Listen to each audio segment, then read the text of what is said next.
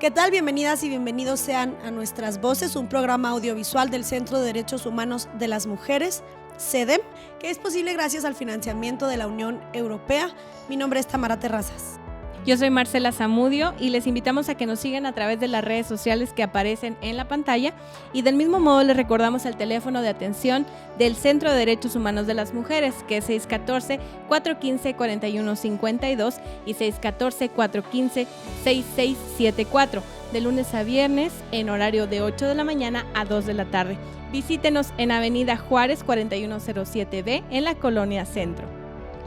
Bien, y en el programa del día de hoy estarán con nosotras Alma Rosa de la Cruz y María Elena Cárdenas. Ellas son integrantes del grupo feminista 8 de marzo. Es un grupo de mujeres organizadas que buscan construir un mundo justo e igualitario para mujeres, niñas y adolescentes en Chihuahua. También tendremos una entrevista videograbada con Geraldine del Cid. Ella es doctora en Ciencias Sociales con mención en Ciencia Política por la Facultad Latinoamericana de Ciencias Sociales Flaxo, y es especialista en estudios sobre régimen de género, políticas públicas y procesos de construcción de agendas, y miembro de la Red de Politólogas. Y el pasado domingo 1 de marzo se cumplieron 10 años del asesinato impune del defensor de derechos humanos Ernesto Rábago. Acompáñenos a ver la siguiente cápsula con motivo de la marcha realizada el lunes 2 de marzo en la ciudad de Chihuahua. Enseguida volvemos al estudio para las entrevistas del día de hoy.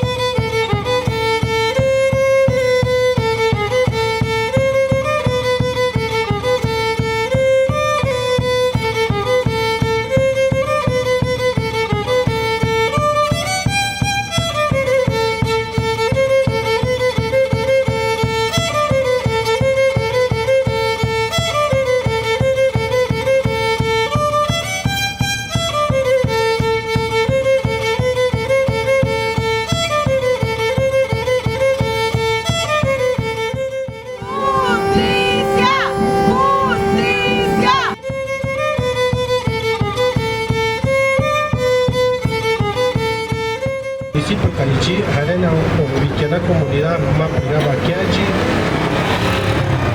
Coachera, Pacuseachi, Chineachi.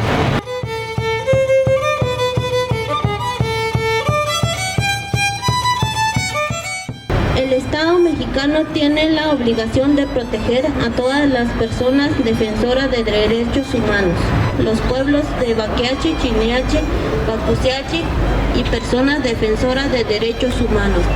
Demandamos a la Fiscalía General del Estado en Justicia para Ernesto Rábago sanción a los culpables, reparación del daño causado a nivel familiar y comunitario.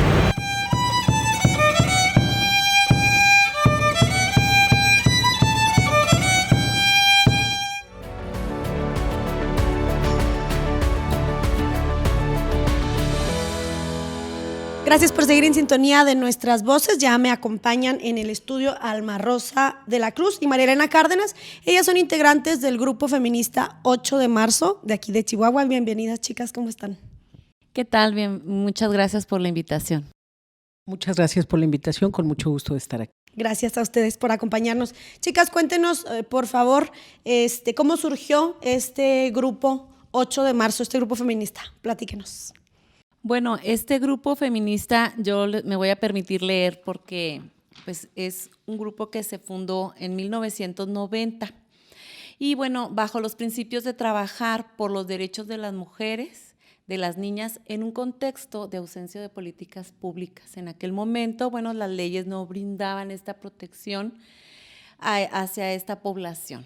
A partir de estos ejes rectores, bueno, se elaboraron leyes para tipificar la violencia, también reformas a la ley de educación para redactar un lenguaje incluyente y colocar candados para evitar que tanto niñas y adolescentes fueran expulsadas de las escuelas por estar embarazadas. Fue un punto muy importante en el que contribuyó este grupo 8 de marzo. No sé si quieras agregar algo más. Gracias. Sí, los 90 era un contexto muy complicado para las mujeres en el Estado y afortunadamente hubo mujeres visionarias, valientes, que se tomaron en serio la tarea de luchar por los derechos de otras mujeres y afortunadamente se constituyó este grupo feminista. ¿Y actualmente quiénes integran este grupo? Somos un grupo de mujeres diversas con distintos perfiles profesionales y laborales. Tenemos todavía la fortuna de que la representante legal del grupo feminista es una de las fundadoras, que es Elvira Villarreal, una mujer mejor conocida como La Güera en el ámbito de los derechos humanos. Afortunadamente para nosotros está ella, pues ahora digamos dirigiendo el rumbo de este grupo, y nos incorporamos recientemente Liz Mirel Cázares, Alma Rosa de la Cruz, Verónica Zapata, Verónica Rodríguez, que ella sí viene desde las fundadoras, la doctora Romelia Hinojosa, Virginia Barrón y Ana Isabel Juárez, mejor conocida como Cucuy Juárez. Somos quienes integramos junto con la maestra Sagrario Silva este grupo y bueno, como te comentaba, en este grupo estamos personas que tenemos formación dentro del derecho, artistas, pedagogas, activistas, etcétera. Entonces nos parece que es un grupo formado con pocas mujeres, pero la diversidad que tenemos permite que podamos abarcar distintos aspectos, digamos, de la lucha de las mujeres. Y aparte de Elvira Villarreal, ¿quiénes más fundaron esta agrupación, grupo? Bueno, quienes tuvieron a bien de fundar este grupo 8 de marzo fue Irma Campos Madrigal, María Elena Vargas, Elvira Villarreal, mejor conocida como La Güera Villarreal, Gloria Leos Madrigal, Griselda Campos, Verónica Rodríguez, Adriana Ortega y de Ciudad Juárez, Esther Chávez Cano y María Elena Vargas. Y dentro de lo que ustedes trabajan, ¿cuáles son sus líneas de acción? ¿Cuáles son sus objetivos? ¿Hacia dónde encaminan sus esfuerzos? Bueno, parte de nuestros esfuerzos sigue siendo el mismo que desde su fundación, que es, uno, visibilizar que hay una violencia de género contra las mujeres y erradicar todas las manifestaciones de violencia que hay en nuestro estado y bueno, en el país, pero sí por medio y a través de varias acciones, que es desde podernos pues relacionar o hacer redes de apoyo con otro tipo de colectivas, grupos y organizaciones civiles también de mujeres, para poder lograr precisamente pues que esta desigualdad que hay, que también conlleva una violencia de género, pues sea erradicada. Además de este tema de violencias, pues que la más extrema es el feminicidio precisamente, además de esto, el grupo feminista también tiene como línea de trabajo los derechos sexuales y reproductivos de las mujeres. Está en nuestra acta constitutiva, somos de los pocos grupos organizados formalmente que en su objeto social tenemos precisamente la promoción y la defensa de los derechos sexuales y reproductivos de las mujeres. Bien. Y dentro de, bueno, de estos objetivos y de esto en lo que trabajan, ¿cuáles son las actividades principales que realizan? Bueno, ahorita estamos haciendo una planeación para programar talleres, precisamente para llegar a población juvenil, para llegar a población que es de nivel educativo secundaria y preparatoria, precisamente para comunicar, punto número 1, pues que hay derechos sexuales, ¿verdad? Que las personas tenemos esos derechos como derechos fundamentales y apoyar también para pues comentar, impartir e informar sobre pues lo que son los derechos reproductivos básicamente. Y bueno, la maternidad deseada, que es una asignatura, ¿verdad?, que tenemos muchas de las colectivas aquí en Chihuahua. Además, también entre nuestras actividades hacia afuera, eso digamos que es hacia el interior, hacia afuera, pues nos declaramos también activistas, entonces participamos en todas las manifestaciones públicas de reclamo a los derechos de las mujeres, como las marchas, concentraciones, mítines a propósito de fechas conmemorativas como el 8 de marzo, el 25 de noviembre, son momentos que nos permiten, digamos, detonar con más fuerza en los medios los reclamos en favor de las mujeres. Claro, y a lo largo de este tiempo que han trabajado, ¿cuáles han sido los principales retos u obstáculos con los que se han encontrado para llevar a cabo estos objetivos de los que nos platican?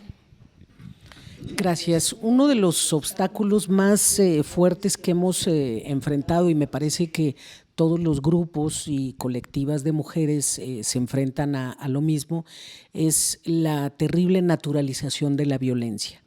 El hecho de que las diferentes formas de violencia física, sexual, económica, patrimonial, estén tan incorporadas digamos, en la sociedad, al grado de que algunas de sus manifestaciones se vean como normales, es un impedimento para nosotras porque de entrada cualquier expresión que hacemos para visibilizar esa violencia, en ocasiones primero se puede considerar como exagerada.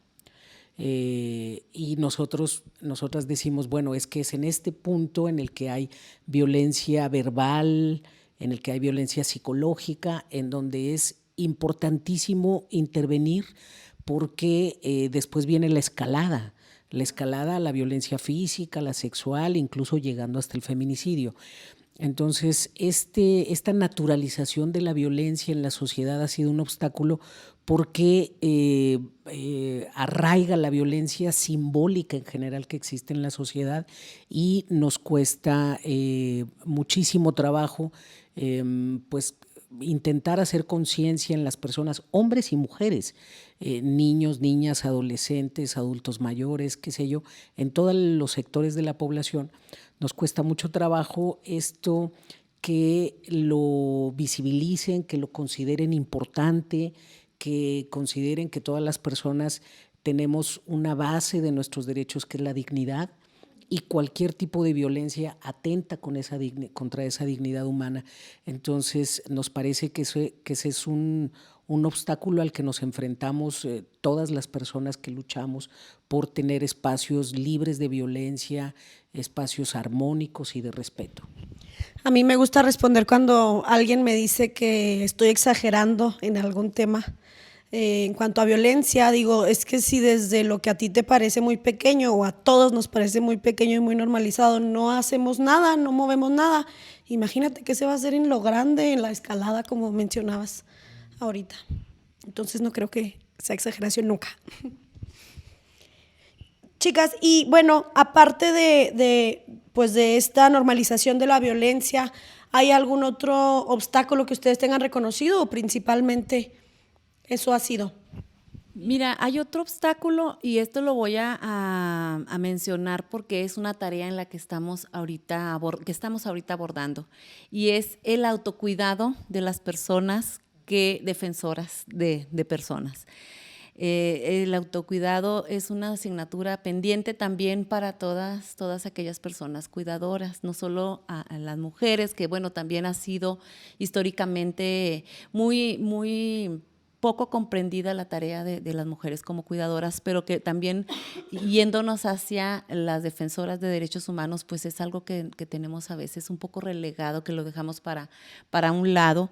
Entonces es también una tarea y un reto de abordar y de afrontar para hacer acciones tanto al interior como al exterior de las colectivas, de las grupos, de las organizaciones, y hacernos fuertes, fortalecernos entre nosotras mismas, darnos estos cariños, darnos estos abrazos sinceros y no sentirnos solas, porque a final de cuentas eso es lo que nos genera ciertas soledades entre cada una de las personas, entre cada una de las colectivas, porque la lucha ha sido mucha, es muy intensa, y bueno, también requerimos de nuestros cariños, de nuestros afectos. Si me permites, también como un tercer obstáculo que creemos que es importante señalar, tiene que ver con la vinculación con las instituciones. No siempre es sencilla esa vinculación. Nos parece que hay todavía instancias públicas que observan a las organizaciones de la sociedad civil como contraparte, incluso algunas hasta como enemigas a vencer. Y el hecho de que nos vean como contraparte complica la labor, porque finalmente las organizaciones de la sociedad civil lo que hacemos es colaborar con instancias del Estado que pues no tienen la posibilidad de llegar a esos espacios donde sí llegamos la sociedad civil. Entonces, me parece que eso también es importante mencionar. El Grupo Feminista 8 de Marzo no recibe financiamiento público, pero también las organizaciones que aspiran a tenerlo, no siempre les es muy sencillo acceder a ello, ¿no? Los requisitos, las formalidades que se tienen que cumplir, pues no todos los colectivos tienen la posibilidad de cubrirlos. Bien, y en como contraparte de estos retos que ustedes tienen identificados, platíquenos resultados muy satisfactorios que han tenido.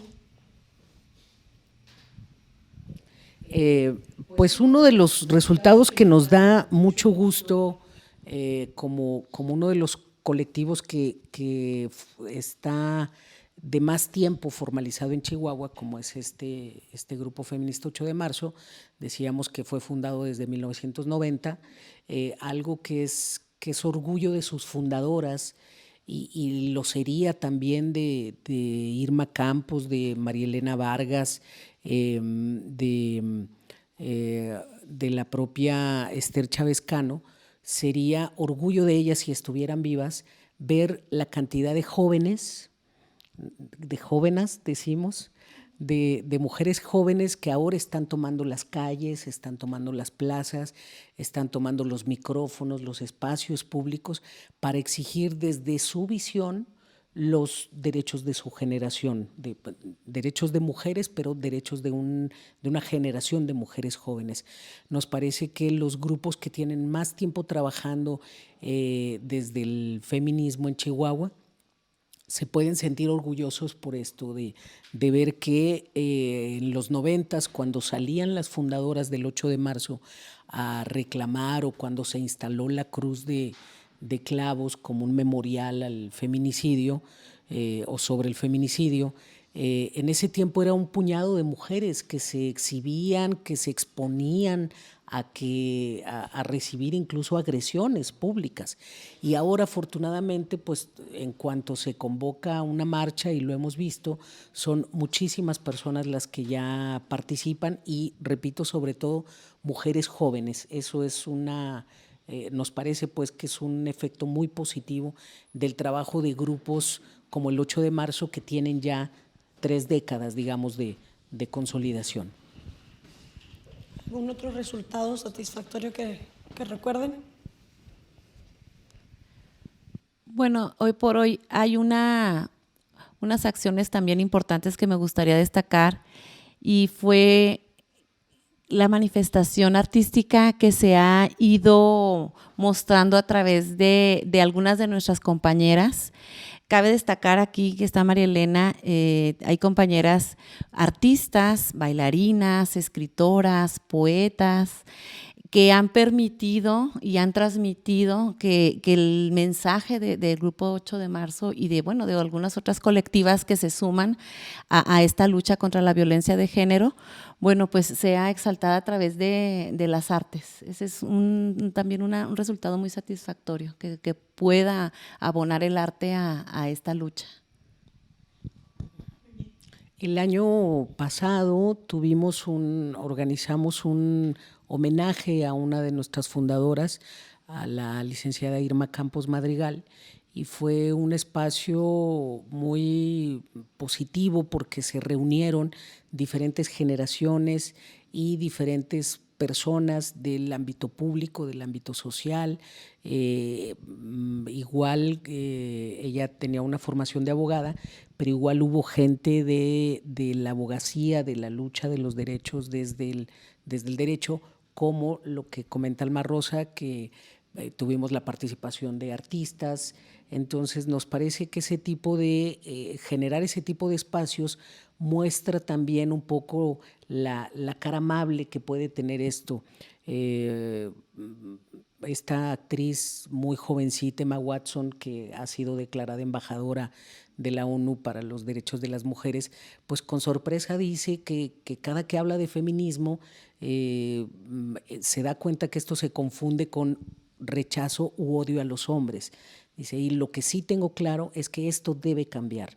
Feminismo no es sinónimo de rechazo al otro sexo, ¿no? Y creo que en esa preparación es que el Grupo 8 de marzo pues busca diversificar sus acciones, entrar en diferentes espacios de activismo, de propuestas creativas, artísticas, para mostrar que esto es un espacio al que pueden pertenecer diferentes visiones. Qué bonito. Bien, ¿y podemos otras personas involucrarnos o apoyar en la labor que tiene el Grupo 8 de marzo? Y si es así, ¿de qué manera podemos hacerlo? Claro que sí. Pues principalmente a la hora que se convoquen acciones, actividades de toda índole, como ya explicamos, nos pueden encontrar en nuestra página de Facebook, que se llama Las Ochas de Marzo, y pueden también, les voy a pasar un número, que es el 614-221-1963, es con nuestra representante legal, y también con ella pues se pueden acercar para, a la hora que estemos realizando convocatorias, pues nos puedan apoyar, se puedan sumar y pues nos puedan seguir también. Y en la página de Facebook suben ustedes convocatorias, invitaciones, eventos que tengan, como estos artísticos, esos son los que yo quiero ir a ver. Okay. Sí, lo subimos, y también tenemos memoria fotográfica, y realmente es muy interesante ver cómo una persona con la sensibilidad histriónica de Liz Mirel Cázares, por ejemplo, puede hacer una lectura en atril de una poesía, mientras una coreógrafa y bailarina de la talla de Sagrario Silva está desarrollando pues una coreografía a un lado, y eso también llama a la reflexión, también ayuda para encontrar ese punto al que debemos llegar. Yo estoy convencida de que el punto del feminismo no es no es cambiar cosas con las que simplemente no estás de acuerdo, ¿no? Sino tratar de cambiar aquellas con las que ya no puedes seguir adelante, ¿no? Entonces, nosotras subimos las galerías de fotos para que vean y se animen pues a asistir a este tipo de eventos, y también vamos a empezar a subir material de divulgación de los derechos sexuales y reproductivos de las mujeres y en general de los derechos humanos de las mujeres. Bien, pues aquí en pantalla podemos ver entonces la página de Facebook para que la gente pueda verlas.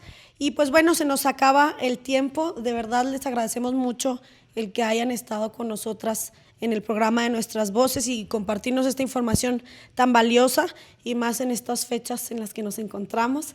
¿Qué les parece si a continuación vamos a ver un video del grupo feminista 8 de marzo, que lo hizo la Comisión Estatal de Derechos Humanos en el marco de la campaña reciente de Somos Sociedad Civil, y regresamos para más programa?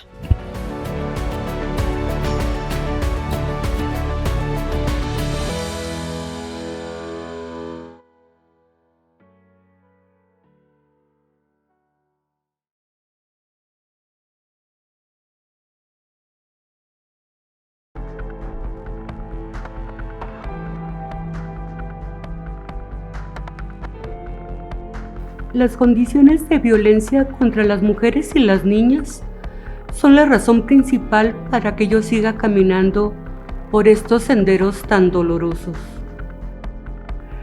La impunidad y la falta de justicia me obliga a ser una voz para las de sin voz. Mi sentido de humanidad me da fuerza y coraje para seguir difusionando esta causa y activando conciencias dentro de las instituciones y en la sociedad. Estoy convencida que la implementación de políticas públicas que garanticen los derechos humanos es necesaria para construir una sociedad justa, igualitaria y armónica. Claro que sociedad civil e instituciones podemos edificar otro mundo posible, ese mundo en que podamos vivir todas y todos en igualdad de oportunidades y derechos. Somos Grupo Feminista 8 de marzo de Chihuahua. Somos sociedad civil.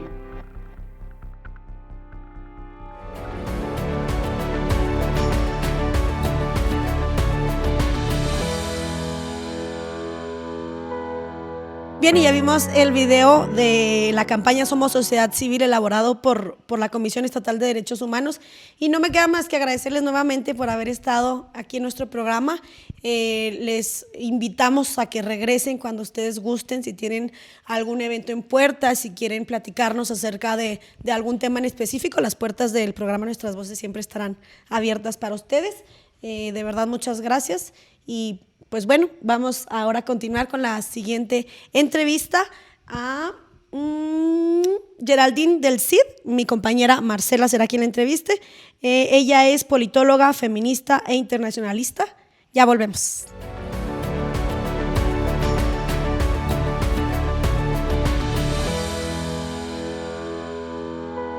Gracias por seguir en sintonía de Nuestras Voces. Ahora veremos la entrevista realizada a Geraldine del Cid Castro. Ella es politóloga, feminista e internacionalista. En esta entrevista nos habla de la situación en el país de la desaparición de personas. Vamos a conocer más sobre el trabajo de Geraldine y el análisis que nos comparte sobre estos temas tan importantes.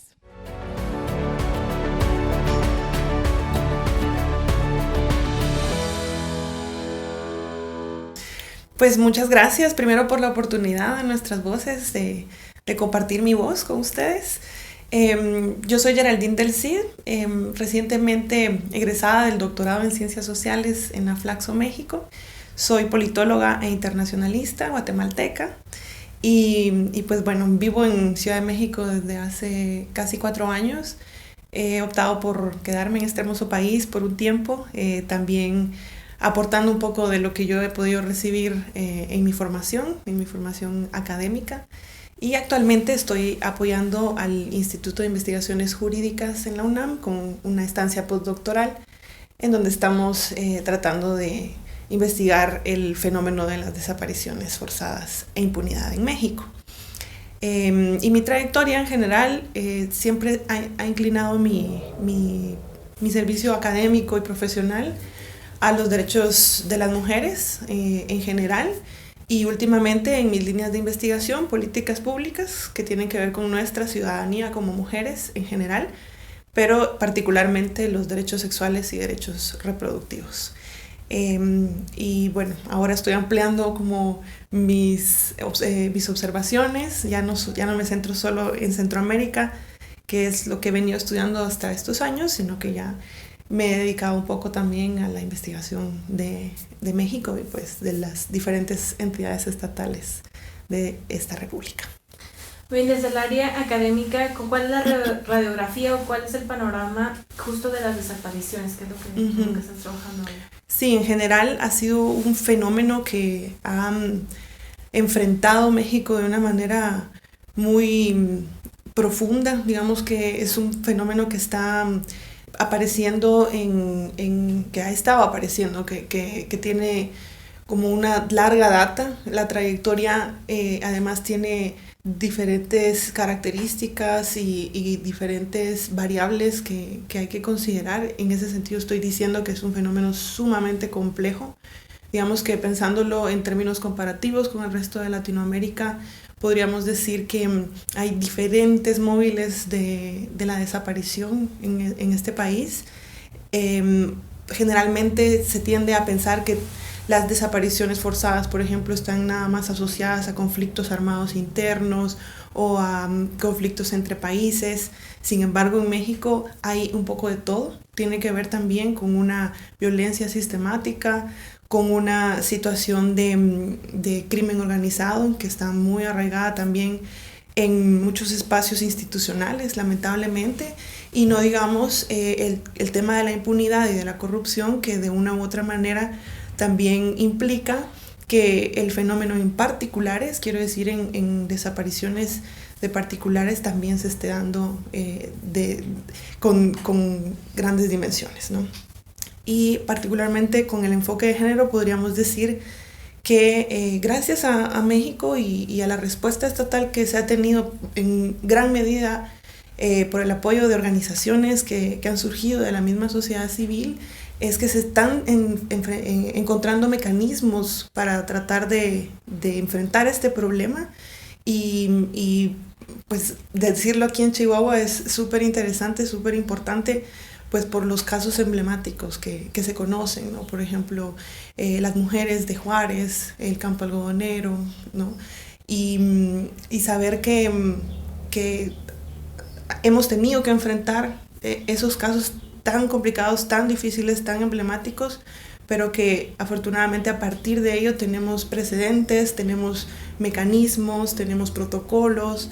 Entonces, hoy por hoy podríamos decir que sí existe una respuesta estatal que trata de aplicar además un enfoque diferenciado, un enfoque de género, por ejemplo, en el caso de desapariciones de mujeres que tienen un móvil distinto que una desaparición de un particular o una persona vinculada a diferentes actividades que tal vez estarían relacionadas con otros ilícitos. Y pues a partir de ello es que podríamos decir que entre la organización civil y la respuesta estatal estamos tratando de resolver estos problemas, ¿no? El panorama pues lamentablemente todavía no es positivo en el sentido de que siguen existiendo muchísimos casos en la impunidad.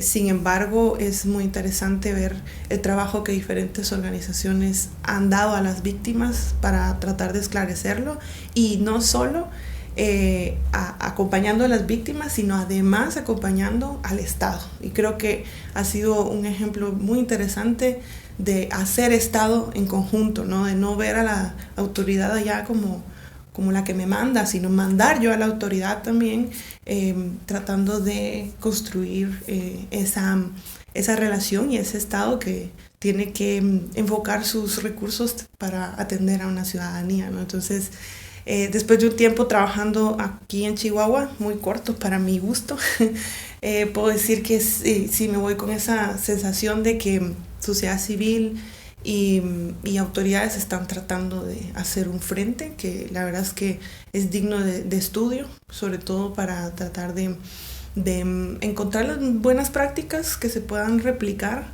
en el resto de estados, ¿no? Porque este fenómeno, pues si bien es generalizado, se encuentra más en estados del norte, en estados cercanos al centro, por supuesto, y bueno, las desapariciones, que como ya lo dije, tienen diferentes características, tratar de enfrentarlas según los contextos que tienen cada cual, ¿no? Entonces, en ese sentido, pues ese sería como un panorama, sobre todo a partir de los primeros hallazgos que estamos teniendo, ¿no? Ahí cabe aclarar que me acabo de involucrar con el proceso de investigación y por lo pronto, pues esa sería mi primera reacción a tu pregunta, ¿no? Porque todavía no hemos tenido los hallazgos o el análisis de la investigación como para ya decir este es el panorama que yo encuentro, ¿no? Con respecto a los feminicidios, entonces, habría un avance en cuanto a respuesta de la sociedad civil y sin embargo vemos como que los números siguen siendo muy grandes, ¿no? Uh-huh. ¿Qué más recursos podríamos tener como para frenar, uh-huh, ¿no? los feminicidios? Sí, ahí es algo muy interesante analizar cómo sí existe una respuesta estatal en el sentido de que se han generado mecanismos, políticas públicas, legislación específica, ¿no? Tenemos la ley que tipifica los feminicidios, ¿no? Y a partir de esta empezamos a encontrar una respuesta estatal específica con enfoque de género. En las fiscalías empiezan a surgir la institucionalidad que va a atender específicamente este problema público.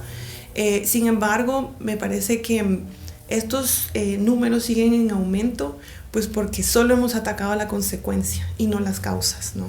Desde una perspectiva de políticas públicas es necesario identificar el problema público dentro del conjunto de problemas que lo generan, ¿no? en su contexto. Y en este sentido hay que decir las cosas como son. Estamos en un estado y una sociedad patriarcal que desvalora la vida de las mujeres y por supuesto les produce y reproduce ciertos estereotipos. Cuando una mujer sale de esos estereotipos es cuando recibe su castigo. ¿Y por quién? Generalmente los perpetradores son los vigilantes de este sistema patriarcal, ¿no? No solo hombres, también instituciones, también mujeres, etcétera, ¿no? En todo caso, el fenómeno sigue creciendo precisamente porque decir que la violencia es solo un hecho aislado sería como pensar que pasa, es un hecho, ¿no? Y en realidad lo que ocurre es que es un mecanismo de control, un mecanismo de control que por años históricamente se ha establecido para precisamente determinar cuál debe ser el orden, ¿no? Y ese orden, como lo dije hace un momento, viene también de esta idea patriarcal de las mujeres tenemos que cumplir con este rol, con este comportamiento sexual, y a esto le denomino yo, y no solo yo, sino desde los estudios teóricos en los que me baso, el régimen de género, ¿no? Es un régimen de género que se institucionaliza no solo desde el Estado, desde la educación, desde la familia, desde los medios de comunicación, sino por medio de esos dispositivos muy finos, como el caso de la violencia, para determinar qué es lo correcto, qué es lo adecuado, ¿no? Y en este sentido, el problema es que no estamos analizando el fenómeno de la violencia en su conjunto, como el mensaje que trata de dar, como ese sistema o dispositivo de control, ¿no?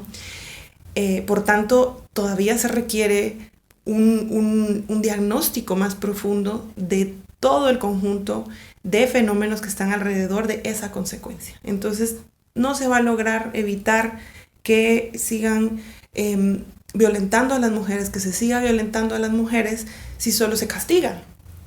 En el caso de los que se castigan, ¿no? Porque el mensaje del castigo a la violencia no termina de ser suficiente frente al mensaje que está enviando la violencia.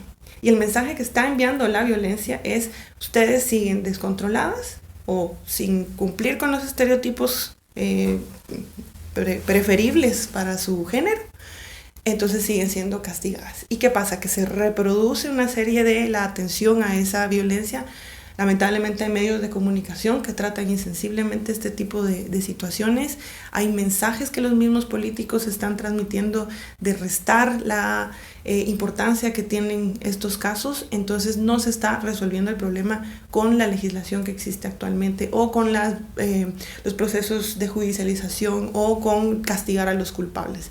Este es un fenómeno que se tiene que atender integralmente. E integralmente me refiero a políticas públicas que contrarresten el origen que te lleva a violentar a una mujer por no estar bajo el control de su estereotipo, ¿no? Y con esto nos estamos refiriendo a fomentar la libertad, la autonomía, la ciudadanía de las mujeres en todo nivel, ¿no? Aquí estamos hablando de la educación desde la más inicial, ¿no? Desde que son niños y niñas y van al jardín a escuchar de qué se trata esto de ser una persona en sociedad. Desde ese punto transmitir la comprensión de que las mujeres somos personas, de que las mujeres tenemos derechos, de que las mujeres somos autónomas, somos libres, que no somos el objeto de nadie, ¿no? Entonces, todo esto tiene que estar acompañado de políticas públicas de comunicación, políticas públicas que determinen qué mensajes son incorrectos en los medios de comunicación, en las noticias, políticas públicas que fomenten, como decía, esta libertad desde la educación pública y privada, por supuesto. Entonces, de entrada, decir que estas expresiones de hartazgo que están expresando las diferentes organizaciones de mujeres y que muchas veces son cuestionadas, ¿no? por el nivel de agresividad que podrían estar tratando de transmitir, son nada más el resultado de que el fenómeno no ha sido atendido integralmente, ¿no? Entonces es impresionante ver cómo vuelve a operar esta idea del control, de cómo deberíamos comportarnos, al notar que una mujer harta de esta situación va y pinta un monumento, por ejemplo, ¿no? O va y quema un camión, o no. Entonces es de nuevo centrar la atención en que no estamos controladas comportándonos respecto a nuestro estereotipo, más que pensar está enojada y harta porque nos están matando, ¿no? Entonces se genera de nuevo una lógica que conlleva a la reproducción de este régimen de género dominante en el que, una vez más, nos limitan nuestra existencia como mujeres, ¿no? Es como si no estás tranquilita, protesta pacíficamente, pues no estás cumpliendo con tu rol, ¿no? Cumpliendo con tu estereotipo. Entonces, al notar este tipo de situaciones, vemos cómo se reproduce de nuevo este mecanismo, este sistema, y lamentablemente también en el discurso de políticos y funcionarias públicas, que también las hay, pues se sigue descalificando ese hartazgo. Pero una vez más, lo que está haciendo falta, y creo que es el clamor de estas organizaciones que ya llegaron a estas formas de expresión, es pedir que se atienda de manera integral, porque si se sigue cubriendo la noticia de esta manera, por ejemplo, lo que se envía es un mensaje de mira cómo fue castigada esta mujer por no cumplir con su rol, ¿no? O sea, en lugar de decir, bueno, fue un crimen y por eso lo digo, ¿no? Sino es como hacer parte de ese mismo sistema de producción y reproducción. Entonces, creo que sí hay esfuerzos de parte del Estado, de algunos estados más que de otros, en el sentido de toda la República, pero está faltando una visión integral del fenómeno. Estamos en eso desde hace más de 300 años, ¿no? En el sentido de que desde que se instalan las repúblicas, ¿no? Acá en América heredamos estos sistemas estatales de organización, y poco a poco las mujeres hemos ido tomando estos espacios, demandando nuestros derechos, llamándoles derechos, ¿no? Que tampoco tienen más de un siglo de decirse como tal, ¿no? ¿Cuánto tiempo va a tardar? Pues probablemente otros 300 años, ¿no? O sea, es un proceso sumamente lento, paulatino, es cambiar todo un sistema de organización que tiene milenios, ¿no? O sea, que nos ha relegado a las mujeres de una u otra forma a cumplir con ese estereotipo, con ese rol, con ese patrón, con ese orden, ¿no? Y aquellas que se salen del orden, pues vete a la quema de brujas, ¿no? O sea, alguna de ellas que quería aprender un poco más sobre cómo funciona tal o cual planta, en realidad lo que estaba haciendo era la autonomía de su saber, ¿no? La autonomía de su curiosidad, de su ser persona, de autorrealizarse, ¿no? Entonces vemos cómo a lo largo de la historia los aparatos de poder lo que han tratado de hacer es de controlarnos a nosotras, las mujeres, ¿no? Controlarnos en un esquema de comportamiento ideal, ¿no? Obviamente las pugnas que hemos dado, las luchas que hemos dado han logrado que en ese mismo sistema permeemos y encontremos nuestros propios espacios. Ya vemos que hoy por hoy hablamos de paridad, ¿no? Que hoy por hoy hay fiscalías especializadas, institutos especializados, secretarías especializadas, porque hay una visión de atención al fenómeno. Y hoy por hoy, en mi diario acontecer de vida, con quienes más me relaciono son con mujeres que estamos en la vida pública, en la académica, en todas las esferas de la vida. Hemos ido a tomar esos espacios. Con ello lo que quiero decir es que hemos avanzado muchísimo, ¿sí? Sin embargo, ese avance es lo que hace que haya una reacción, ¿no? Entonces, en términos concretos, desde las políticas públicas y la atención del Estado a estas problemáticas, en primer lugar, si existe la voluntad política, requeriría de un plan a corto, a mediano y a largo plazo. En el corto, atender lo inmediato, como ya lo dije, el fenómeno que está urgente, que nos está quitando la vida. En el mediano es ir aplicando toda una serie de voluntades que se expresan en los presupuestos, de decir, sí, voy a invertir, ¿no? en revertir todas estas lógicas de control que disminuyen nuestra autonomía y nuestra libertad como mujeres, y a largo plazo lo que tiene que ver con la formación. Te diría que de las nuevas generaciones, en el sentido de que, y lo voy a decir muy coloquialmente, el que ya es macho está difícil que se la piense, que lo recapacite. Lo que va a hacer es cuidarse de las consecuencias restrictivas que produzca un sistema para evitar el machismo, por ejemplo, ¿no? O sea, y entonces, pues sí, tal vez por una cuestión de protegerse, porque ahora es malo lo que hago, o porque ahora no es correcto lo que hago, entonces no lo hago, ¿no? O sea, si me van a meter preso por un feminicidio, no la mato, ¿no? Aunque la odie, por ejemplo, ¿no?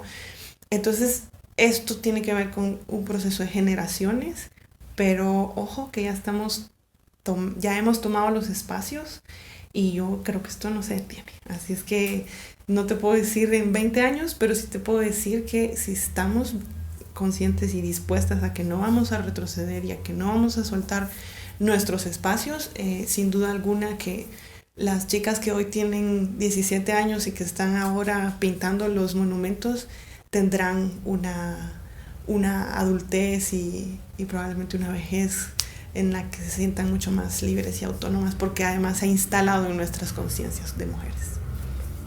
Pues muchísimas gracias, Geraldine, por nuestra parte es todo. Y pues qué bueno que estás de visita en Chihuahua. No, y muchas gracias a ustedes y me ha encantado este estado. Ya me quiero quedar. Muchas gracias.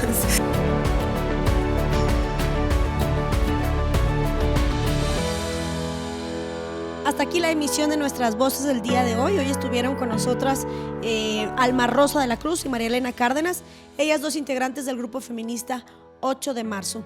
Además, tuvimos una entrevista videograbada con Geraldine del Cid, quien nos habló sobre la importancia de elaborar políticas públicas con perspectiva de género y que éstas sean cumplidas en todos los niveles de gobierno y respetados, por supuesto, por la sociedad. Acompáñenos en nuestro programa el lunes 16 de marzo en punto de las 12 del mediodía. Siga nuestra transmisión en vivo a través de la página de Facebook del CEDEM. Tendremos entrevistas y abordaremos información relevante en materia de la defensa y promoción de los derechos humanos en nuestro estado. No olvides seguirnos a través de nuestras redes sociales y si gusta puede visitarnos en nuestro horario de oficina de lunes a viernes de 8 de la mañana a 2 de la tarde en la avenida Juárez, número 4107-B en Colonia Centro, o bien puede comunicarse a los teléfonos del CEDEM 415-4152 y 415-6674. Nuestras Voces es posible gracias al financiamiento de la Unión Europea. Agradecemos también al equipo de Estudio Vainilla. Mi nombre es Marcela Zamudio. Yo soy Tamara Terrazas, gracias por acompañarnos, nos vemos en nuestra próxima emisión. Hasta pronto.